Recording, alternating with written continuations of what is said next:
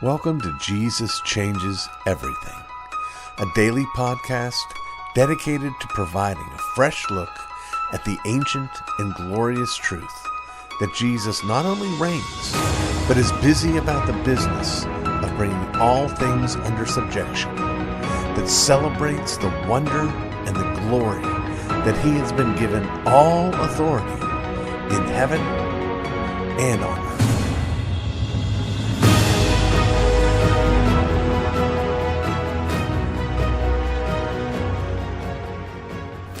It's I'm Tay for yet another segment of Atin Lay, this series that we've been doing, looking at some key theological terms, almost all of which come to us in Latin, though I leave room for some Greek ones, to unpack and sort of equip you, the listener, to sort of follow along with the shorthand jargon that goes on when people begin to discuss more heady theological issues. And today I'd like to bring before you another phrase from Martin Luther, where we looked at Luther's Simul Justus et Peccator a week or two ago. And today I would like for us to consider that expression that goes thusly: Coram Deo.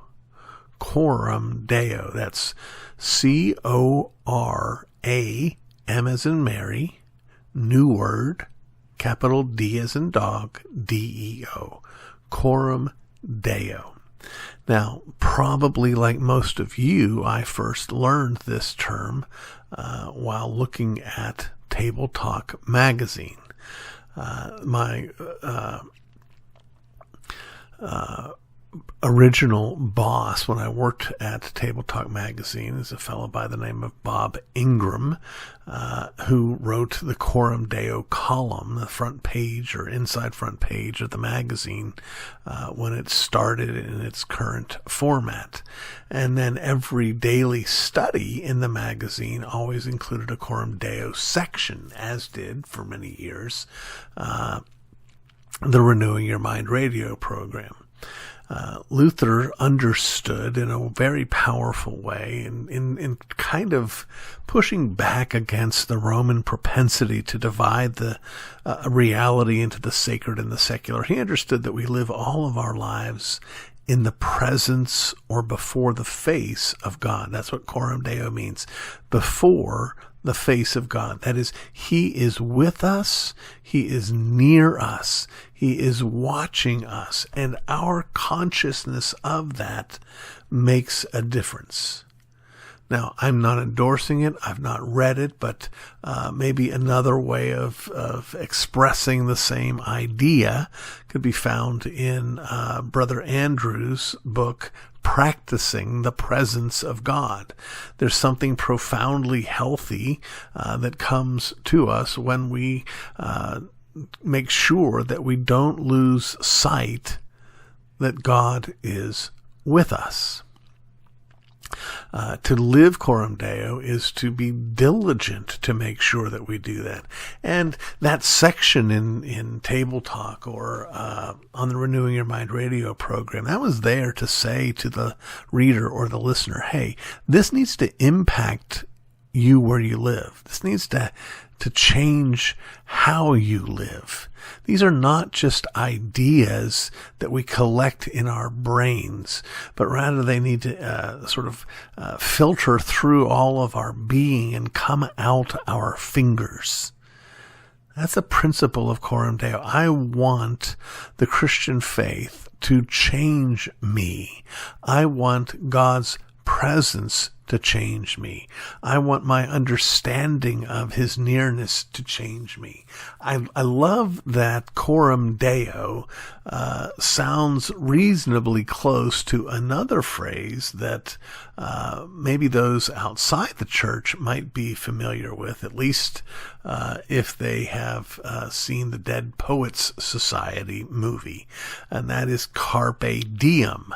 Coram Deo and Carpe Diem are kind of polar opposites. Carpe Diem means seize the day, which suggests a kind of self-motivation, a go for the gusto, you only live once, or YOLO, as the kids say. Whereas Coram Deo says, you do only live once. And every moment of your life, God is right there with you. You cannot hide from him. You cannot escape him. And you're never separated from him. Those are both important. I want, when I am at one of those crossroads where I'm facing a temptation, I want to know that God's with me. God's there. I can't do this and have him not know. But also, I want this to be a doctrine of joy. I'm never alone. He's never unaware of the circumstances I'm in. I find myself in those circumstances. He designed those circumstances. And every single time, my calling is to acknowledge his presence, to be grateful for his presence, to rest in his presence. To live Coram Deo more than anything else is to acknowledge and rest in God's grace in our lives.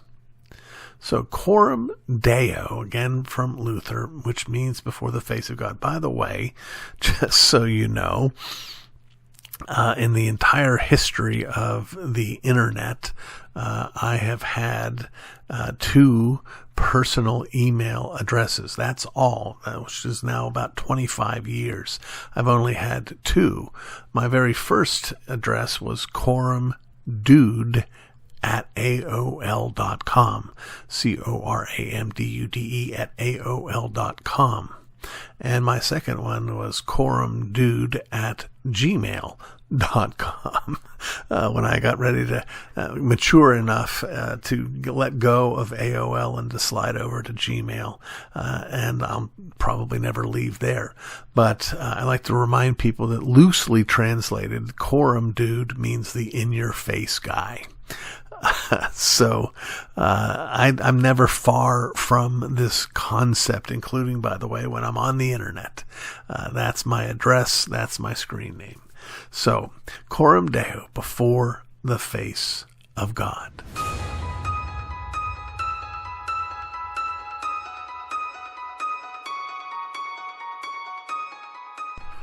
Last night, I had a genuine blessing. One of our listeners had heard about our plans to begin this late summer, early fall to open up our pastoral college, our plan for training men for gospel ministry. She'd seen this information, was intrigued by it, and knowing what was going on at her local church, she thought it would be a good idea to put me in contact with the elders of that church. This particular church has a long history, but of late they've been going through some theological shifts and are trying to figure out how to sort of codify those shifts and form the church in a more biblical fashion. And we were brought together, and I had the opportunity to talk with these elders about different forms of church government and different confessions of faith and different ways of doing things. And one of the things that I got out of this meeting was really encouraging feedback.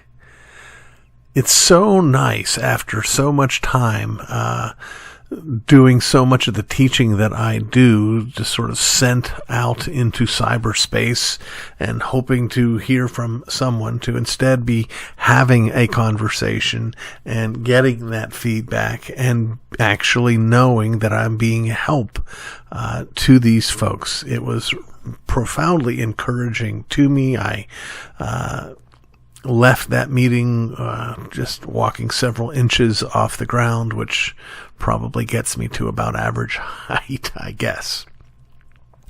I mention all of that again because you have found yourself once again in that segment each week when we seek financial support. Here's a small church that is in a posture of learning that looks to me as a resource and is asking for my help. But because it's a small church, they don't have a budget for this kind of work. And because we're a small ministry, we don't have a budget for this kind of work. But we do it just like we do with the podcast. We do it trusting the Lord to provide. He has so far. We trust that he's going to continue to do so. These segments, you need to understand, these are not intended to be threats. Hey, you better send a check or we're going off the air. They're not intended to be begging and pleading. They're not intended to be, hey, God's mad at you if you don't give. Instead, what's happening is we're trying to serve. And we're trusting in the Lord to provide. But one of the ways that he does that is through his people. And so all we're doing in this segment is letting you know. I wanted to let you know about that opportunity that I had last night to be of service. I've got more work to do with this church. I'm looking forward to it. I've got more work to do in getting our pastoral college up and running here in the next several months. I just finished my semester of teaching at Ivy Tech Community College, teaching philosophy and ethics.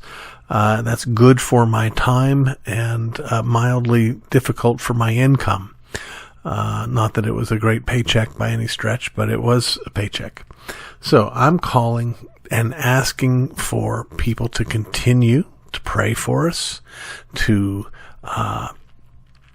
support us financially, to spread the word about the podcast, to spread the word about what we're doing with this ministerial training program. We need you to get the word out. We need you to be a help to us. Will you consider praying for the podcast? Will you consider telling your friends about the podcast? I don't think we really have much of any idea how effective word of mouth communication can be. I'd like to see us try. I'd like to see those of you who are enjoying the program, who are intrigued by it. It doesn't have to be, hey, tune into this every day. Maybe it's a particular episode. Maybe it's a particular segment that you can pass along to your friends and let them know. Maybe if you know people or churches that are looking for help in preparing men to serve as pastors and as elders, you can send them our way. All of this stuff is up and coming. Some of the stuff is up and running. All of it is, of course, a matter of deep and intense prayer. So as always, we're asking you to join us in prayer as well. So I hope, again, that I can have more opportunities to come and report about blessed opportunities that the Lord has given me. I'll try to keep you up to date about how things are going with this particular church. They're a great bunch. Oh, and by the way, in an upcoming segment, we're also going to be looking at another wonderful, insightful email response that we got to an earlier segment. Again, I'm grateful. This was not, once again, the same fellow who always does such a great job, but a new fellow, and I'm grateful for him. I'm grateful for you. I'm grateful for you listening in, and I hope that you'll continue to enjoy and support the Jesus Changes Everything podcast.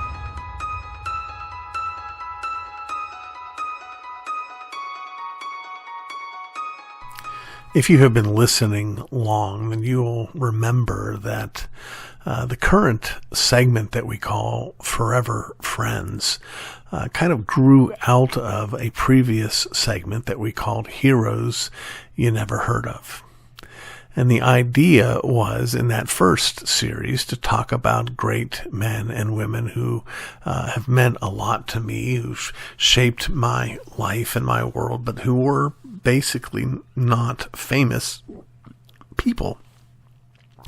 The distinction between that segment and this segment is that I wanted to be able to speak well about people who I saw more as peers and less as heroes. That said, that line is pretty fuzzy. And as I'm thinking about the forever friend I'd like to speak about today, I think it's possible, if not likely, that I actually did a Heroes You Never Heard Of segment on this fellow. The only thing that might have kept me from doing so is not that he was not a hero to me, but that just about everybody in the world knows this guy. His name is Dr. Michael Renihan. Mike Renihan. And people know Mike Renihan not because so many people have read his dissertation, not because he has a wildly successful podcast. People know Mike Renihan because he's just one of those people that everybody knows. And I suspect that everybody, like me, is grateful to know. I met Mike Renihan my very first semester at Reformed Theological Seminary back in the fall of 1989. That's when the seminary there in Orlando opened its doors. We were both there at the very beginning. And Mike was, how do I put this?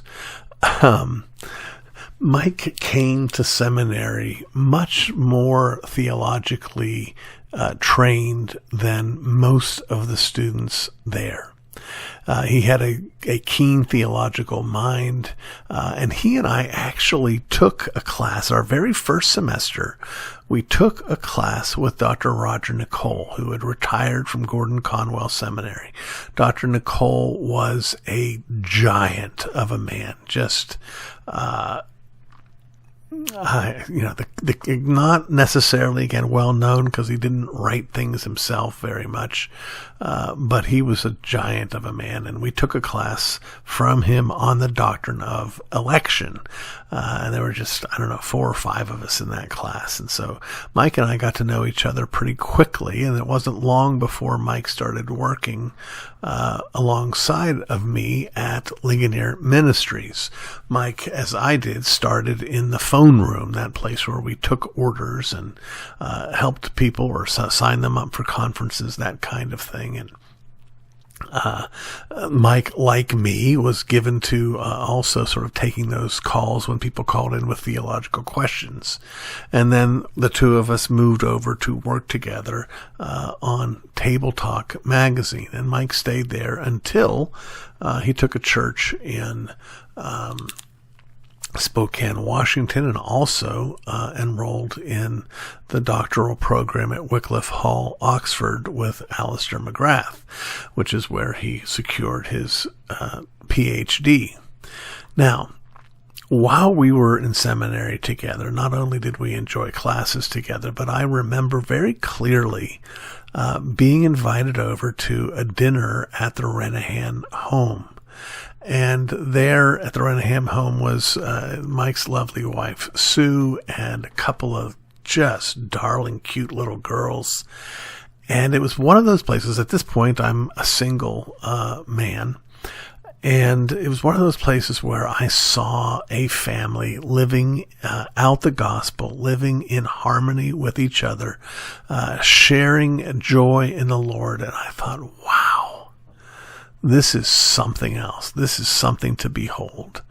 And that's sort of where the hero part came in for me, for Mike. Yes, I admired his theological mind. I admired his scholarship. But I admired him as a dad and a husband. And I still do, by the way. Mike is still with us. Now, that said, all of that is background to say that probably what sticks out to most people about Mike is his sense of humor. He was just so much fun and so funny.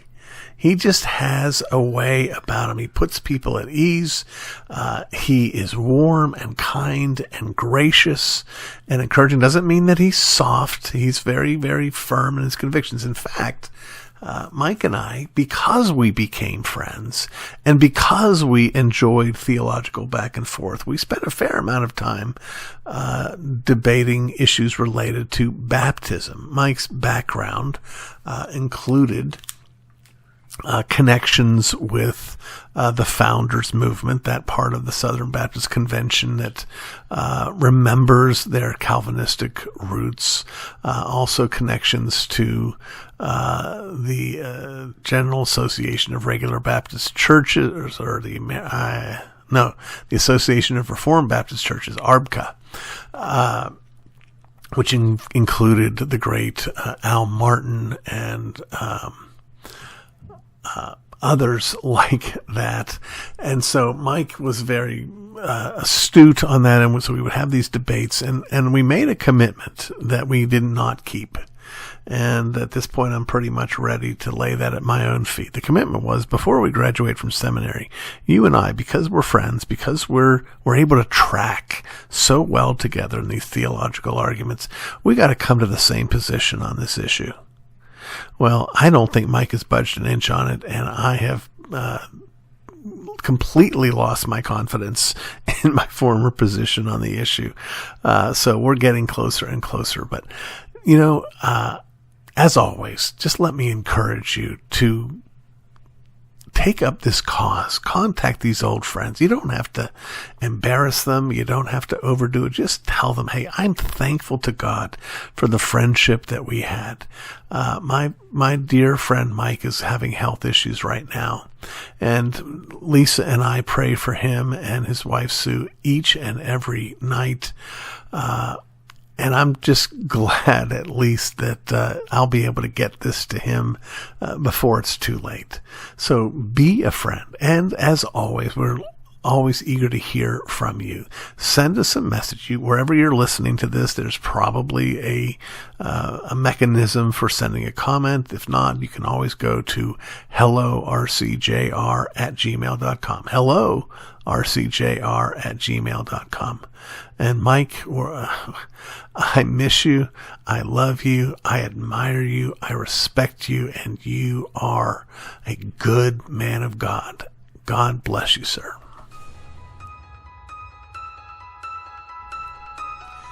You've been listening to the Jesus Changes Everything podcast, a production of Dunamis Fellowship, the teaching outreach of Dr. R.C. Sproul Jr.